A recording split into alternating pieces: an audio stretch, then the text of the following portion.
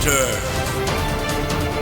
अस्सलाम वालेकुम, बोल न्यूज हेडक्वार्टर्स में खुशामदीद। मैं हूं मोहम्मद कामरान। मैं हूं युस्रा नजम और मैं हूं आपके साथ वरीशा जुल्फिकार। लेकिन सबसे पहले आपको बताएं कि मुल्की अदलिया में नई तारीख रकम हो गई है। Justice Ayesha Malik supreme court की पहली खातून जज बन गई हैं। चीफ जस्टिस गुलजार अहमद ने जस्टिस आयशा मलिक से हलफ लिया। कहते हैं आयशा मलिक अपनी काबिलियत पर जज बनी, हम किसी चीज का क्रेडिट नहीं लेंगे। वजारत कानून और इंसाफ ने 21 जनवरी 2022 को जस्टिस आयशा मलिक की बतौर सुप्रीम कोर्ट जज तकर्रुरी का नोटिफिकेशन जारी किया था।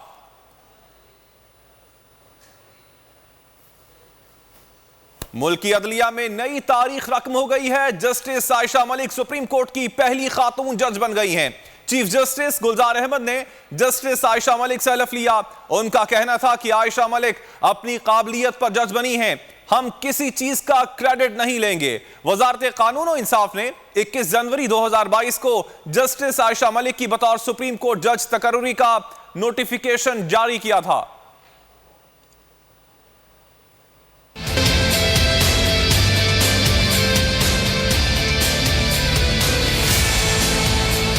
मुल्की अदलिया में नई तारीख रकम। सुप्रीम कोर्ट में पहली बार खातून जज की तैनाती। सुप्रीम कोर्ट की पहली खातून जज आयशा मलिक ने हल्फ उठा लिया। हल्फ बर्दारी तकरीब में सुप्रीम कोर्ट के जजेस, अटॉर्नी जनरल और सीनियर वकला शरीक हुए। चीफ जस्टिस गुलजार अहमद ने जस्टिस आयशा मलिक से हल्फ लिया। perform my functions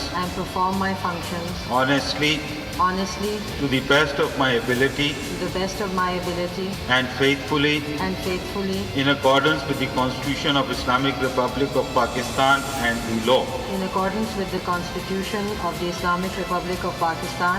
the law. कहा आयशा मलिक अपनी काबिलियत पर जज बनी, हम किसी चीज का क्रेडिट नहीं लेंगे। नहीं, क्रेडिट किसी चीज का नहीं है। You have to become a judge of the Supreme Court, she became.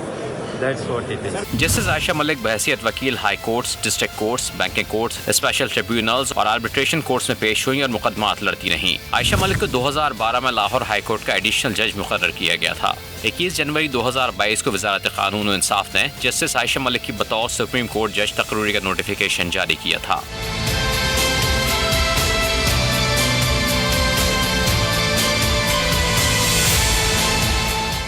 वज़ीर इत्तलात फवाद चौधरी ने जस्टिस आयशा मलिक को मुबारकबाद दी है। अपने ट्वीट में उनका कहना था कि ये ज़बरदस्त तस्वीर पाकिस्तान में ख़वातीन को बाइख्तियार बनाने की अलामत है। मुझे उम्मीद है कि आप हमारे अदालती दर्जाबंदी का असासा साबित होंगी। वज़ीर इत्तलात फवाद चौधरी की जानिब से ट्वीट किया गया है और जस्टिस आयशा मलिक को मुबारकबाद दी है। उन्होंने अपने ट्वीट में कहा कि ये ज़बरदस्त तस्वीर पाकिस्तान में ख़वातीन को बाइख्तियार बनाने की अलामत है। उन्होंने ये भी कहा कि मुझे उम्मीद है कि आप हमारे अदालती दर्जाबंदी का असासा साबित होंगी। कोरोना वबा का जिक्र करेंगे। पाकिस्तान में कोरोना वायरस की शरह 12.5% तक जा पहुंची। मुसलसल दूसरे रोज भी 7,000 से ज्यादा केसेस रिपोर्ट हुए। 24 घंटों में कोरोना से मजीद 8 अफराद इंतकाल कर गए।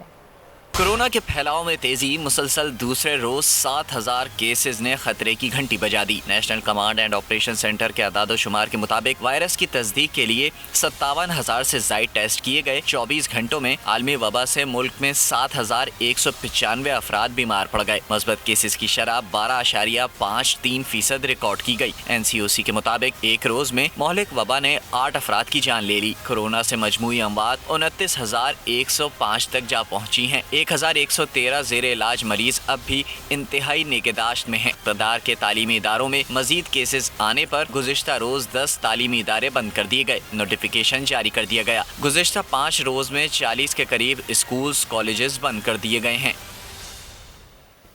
और कराची में कोरोना का कहर हर गुजरते दिन के साथ तेज होने लगा। गुज़श्ता रोज मजीद 2,831 केसेस सामने आए। मुस्बत केसेस की शरह 37% से ज्यादा रिकॉर्ड की गई। माहिरीन ने 10 फरवरी में केसेस मजीद बढ़ने का खदशा जाहिर कर दिया। कराची में कोविड का भौचाल, हर गुजरता दिन बढ़ने लगा केसेस का वबाल। मुल्क के सबसे बड़े शहर कराची में ओमिक्रॉन घर घर पहुंचने लगा। केसेस की शरह दीगर शहरों से मुसलसल ज्यादा 37.32% रिकॉर्ड की गई। सिंध भर में गुज़िश्ता 24 घंटों के दौरान 3,180 केसेस रिपोर्ट हुए।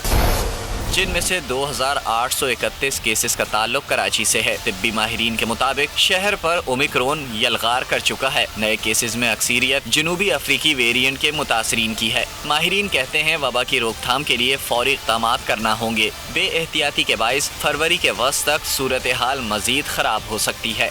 और कराची में ओमिक्रॉन के केसेस बढ़ने लगे हैं। जिला वस्ती के बाद जिला जनूबी में भी केसेस रिपोर्ट होने पर इंतजामिया ने आज से जिला के मुख्तलिफ इलाकों में स्मार्ट लॉकडाउन नाफिज कर दिया है।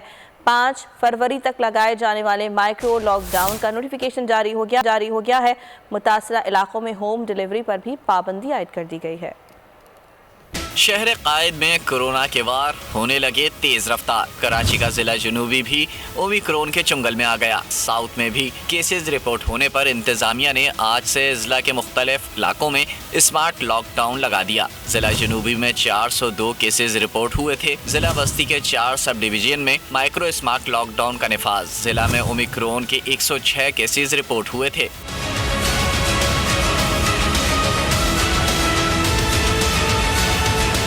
गुलबर्ग, नॉर्थ नाज़िबाबाद, नॉर्थ कराची और लियाकताबाद की मुतादिद यूनियन काउंसिलों में भी माइक्रो लॉकडाउन 5 फरवरी तक नाफिज रहेगा, जिसका नोटिफिकेशन भी जारी कर दिया गया। स्मार्ट लॉकडाउन में नकलो हरकत पर पाबंदी आयद होगी और मुतासरा इलाके में होम डिलीवरी की इजाज़त भी नहीं होगी। कराची के जिला वस्ती और जिला जनूबी में माइक्रो स्मार्ट लॉकडाउन का निफाज तो कर दिया गया है, लेकिन इस पर अमल दरामद कितना होता नजर आ रहा है, ये जानेंगे। मरियम हसन से बात करेंगे। मरियम, बताइएगा। देखिए, बिल्कुल शहर कायद में कोरोना केसेस में बतदरीज इजाफा जारी है। सबसे ज़्यादा केस ज़िला शर्की, उसके बाद ज़िला जनूबी और फिर ज़िला वस्ती से जो है रिपोर्ट हो रहे हैं। और ज़िला वस्ती के मखसूस इलाकों में लॉकडाउन का स्मार्ट लॉकडाउन का निफाज कर दिया गया है। नाज़िबाबाद नंबर 1, लियाकताबाद, उसके साथ साथ गुलबर्ग टाउन में जो है स्मार्ट लॉकडाउन का निफाज किया गया है। इस वक्त नाज़िबाबाद के इलाके में हम लोग मौजूद हैं और शहरियों की गैर ज़रूरी नकलो हरकत पर भी पाबंदी आयद की गई। तकरीबात के इनकाद पर भी जो है पाबंदी आयद की गई है और उसके साथ साथ इंतज़ामिया को इस बात का पाबंद किया गया है कि वो यहाँ खड़े हों और लोगों पर सख्ती करें ताकि वो मास्क पहने और उसके साथ सामाजिक फासला यकीनी बनाएं। लेकिन स्मार्ट लॉकडाउन सिर्फ कागज़ों की हद तक ही जो है वो नाफिज किया गया है।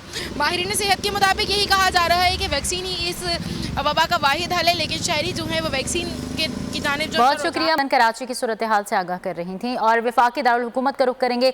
इस्लामाबाद में भी कोरोना केसेस के बार जारी हैं। NCOC की पाबंदियों के बावजूद SOPs पर अमल दरामद ना होने के बराबर है। इस हवाले से मजीद सूरत हाल बताएंगे हमारी नुमाइंदा। दारुल हुकूमत में भी कोरोना केसेस के जो कोरोना के केसेस है उनमें तेजी से इजाफा सामने आ रहा है। 856 जो नए केसेस गुज़िश्ता 24 घंटों के दौरान रिपोर्ट हुए हैं। बात की जाए अगर मुस्बत केसेस की जो शरह है शहर में इस वक्त 12.72% तक पहुँच चुकी है। और महकमा सेहत की रिपोर्ट्स के मुताबिक जो है 6000 से ज़ायद टेस्ट कंडक्ट किए गए हैं गुज़िश्ता 24 घंटों के दौरान।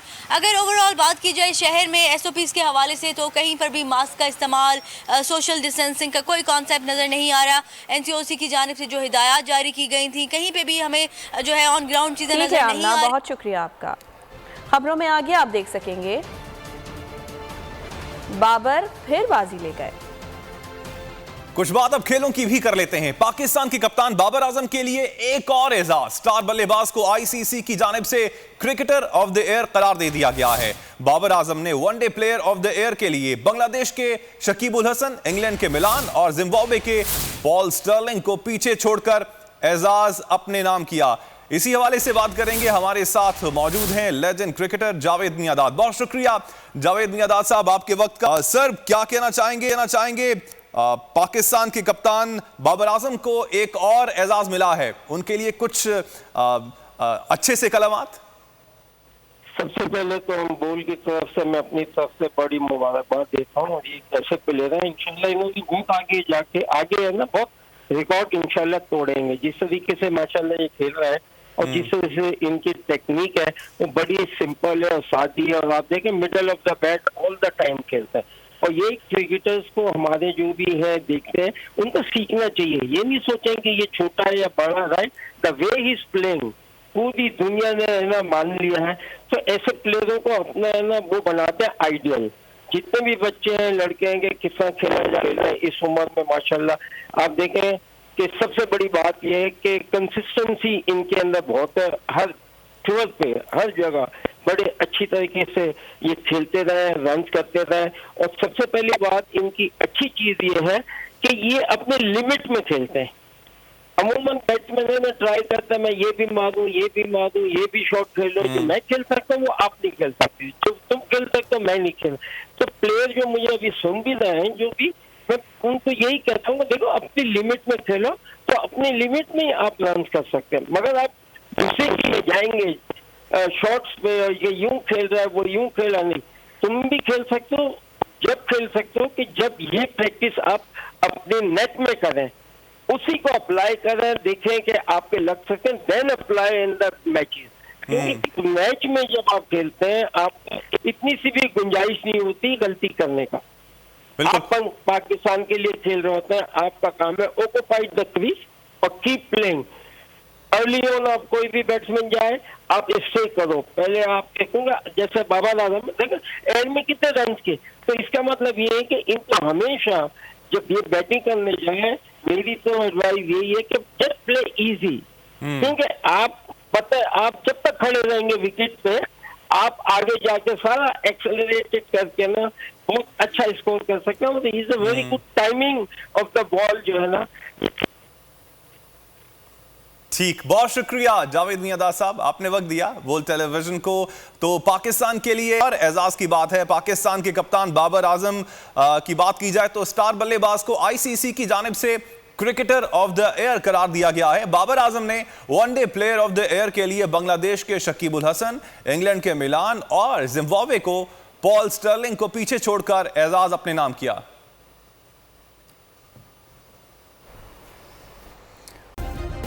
सब्सक्राइब करें और बेल दबाएं ताकि कोई खबर रह न जाए।